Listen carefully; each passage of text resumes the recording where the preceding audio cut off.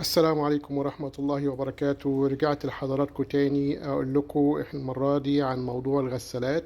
هنشوف الغسالات اللي إحنا هنتكلم عليها دلوقتي بتبقى غسالات كلها ماركات كويسة وبتبقى ضمان وتوكيل قطع غيار أهم حاجة. هقول لكم إزاي تقدر تشتري الغسالة بتاعتك. الغسالة دي بتختارها إزاي؟ إن الأول بدور طبعا زي ما بقول لكم كل مرة بدور أشوف المساحة عندي قد إيه اللي هتحط فيها الغسالة، سواء كانت هتحط في المطبخ أو هتحط في الحمام. بشوف الغسالة إذا كانت هتتحط تحت رخامة أو هتبقى من غير رخامة. لو أنا محتاج إن أنا غسالة من فوق فتحة علوية من فوق، ما ينفعش يبقى أحط بقى تحت رخامة، إنما ممكن تبقى غسالة فتحة أمامية. دي حاجة. الحاجة التانية بختار اللون اللي أنا عايزه.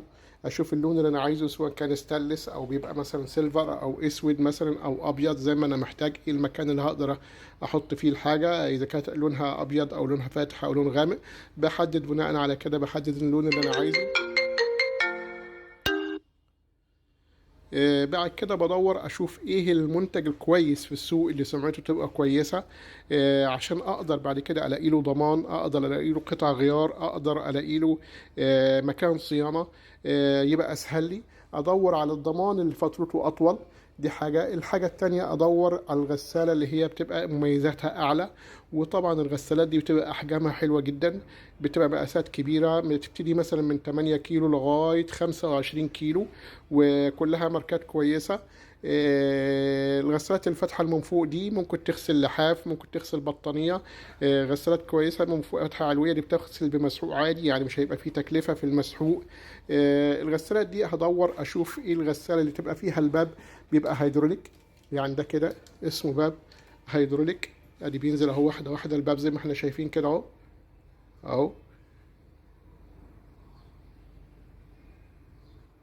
اهو ده كده اسمه باب هيدروليك.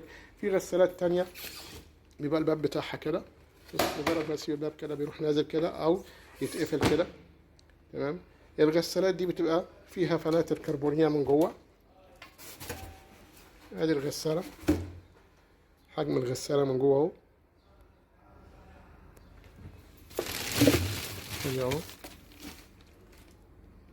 تمام. ده فلتر. الفلتر ده المفروض انا بشيله وانضفه كل بعد غسلة او غسلتين، اشيله وانضفه عشان ما يبقاش في اعاقة في الغسيل، وما يبقاش في ما يقولش الغسالة مثلا مش بتعصر، الغسالة ما بتصرفش مية، الغسالة بتبقى فيها مشكلة.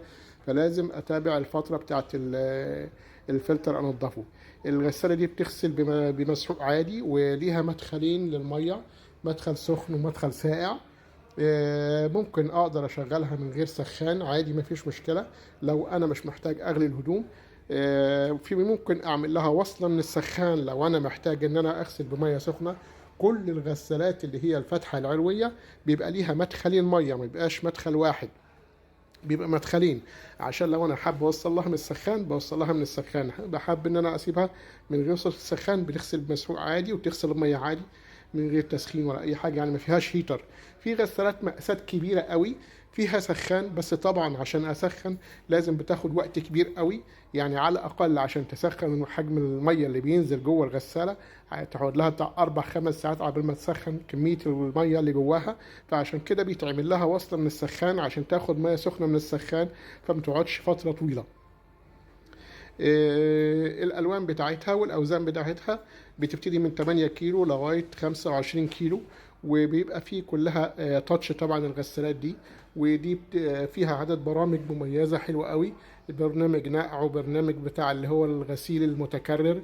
وفي ممكن بتبقى مثلا لو انا عايز اشغلها مثلا بعد نص ساعه بعد تلت ساعه، بديها الوقت اللي انا عايزه لمده 10 دقائق مثلا، او اقول لها انا مثلا عايزك تشتغلي مثلا بعد الساعه 2 بعد الساعه 3 الفجر، زي ما انا عايز. بحدد الوقت اللي انا هشغل فيه الغسال او عايزها تشتغل فيه، اظبطها على التايمر بتاعها وتبقى تشتغل هي في الوقت ده.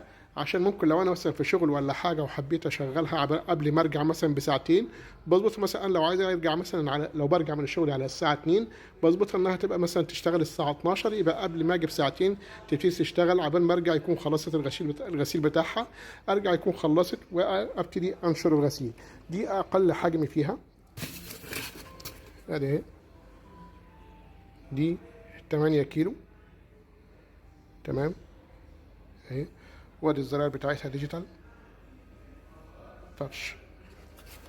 دي اقل حجم طبعا في الغسالة دي. في حاجات تانية بتبقى 6 كيلو او 7 كيلو، بس طبعا دي مش متوفرة عندي حاليا دلوقتي. انا عندي اللي هي المجموعة الكبيرة من 8 كيلو لغاية 25 كيلو، على حسب الكمية الحجم اللي حضرتك بتحتاجه هتلاقيه موجود ان شاء الله. وبالالوان اللي موجودة دي اهي، اللون الاسود واللون الابيض واللون السيلفر الغامق واللون الستانلس. وزي ما قلت لكم لازم ندور على فترة الضمان الأول أهم حاجة، وعلى الشركة المنتجة إنها هتبقى موجودة مثلا خلال فترة الضمان، وألاقي فيها قطع الغيار بتاعتي تبقى متوفرة. دي كل الحاجات اللي أنا أقدر أقولها لكم إن شاء الله. وطبعا اتكلمت على موضوع دخول المية، بتبقى فتحة سخن وفتحة ساقع. تمام. وطبعا زي ما قلت لكم ان انا بختار المكان الاول ان انا اقدر احط فيه الغساله، واقدر اشوف المكان فتحه الباب بتاعي اذا كانت حتى في الحمام او في مطبخ. اقدر اشوف الفتحه اللي هتخش منها الغساله قد ايه، عشان ما اقدرش اكسر في الباب او اكسر في الحيطه عشان ادخل الغساله. اتمنى ان يكون وفيت كل الحاجات الملمه بالامكانيات الملمه بالغسالات. وهتكلم معاكم ان شاء الله في الحلقه الجايه في الغسالات اللي هي الفتحه الاماميه، عشان اقدر لكم. على فكره الغسالات دي بتطلع الغسيل يعني شبه جاف زي الغساله الفول اوتوماتيك بالظبط. يعني تعتبر هي فول اوتوماتيك كامله. بس طبعا الميزه كمان اللي فيها دي انه لو انا نسيت قطعه غيار ممكن بعمل لها ستوب، واقدر افتح الباب واطلع واحط غسيل اضافي، غير الغسالات الفول اوتوماتيك. الفول اوتوماتيك ما ينفعش ان انا اعمل ستوب وابقى احط فيها غسيل، الا لازم اصرف الميه اللي فيها كلها. انما دي بعمل لها ستوب توقف، وما ينفعش ما اقدرش اصرف الميه اللي فيها. فدي ميزه موجوده في الغسالات الفتحه العلويه، فدي حاجه كويسه يعني، مش حاجه وحشه. تاني حاجه هتبقى موفره معاك في المسحوق، هتبقى يعني اقتصاديه، مش هتبقى مكلفه ولا اي حاجه. تالت حاجه انها برضو هتاخد مثلا بدل ما انا بغسل مثلا 4 مرات في الاسبوع او 5 مرات، ممكن اقدر اشغل الغساله مرتين او 3، لان كل ما اختار الحجم كبير هتاخد كميه غسيل اكتر. فبالتالي كده بقى مش هغسل مرتين، او مش هقدر اغسل 5 مرات في الاسبوع، يعني ممكن اغسل مرتين او 3. هلم كل الغسيل مثلا كل 3 ايام مره، ماشي. فكده هبقى اغسل مرتين في الاسبوع بدل ما انا بغسل مثلا كل يومين او كل 3 ايام او كل يوم. فدي ميزه كويسه في الغسالات اللي هي الفتحه العلويه. الغساله امكانياتها حلوه، وغساله اقتصاديه، وغساله حجمها كبير، وهتبقى موفره في المسحوق، وموفره في الكهرباء، وموفره في كل حاجه. وان انا اقدر زي ما قلت لكم اقدر احط كميه غسيل فيها، لو انا نسيت قطعه منها ولا حاجه احطها جوه الغساله من غير مصرف الميه اللي فيها. وشكرا، واتمنى ان يكون وفيت كل شيء فيها.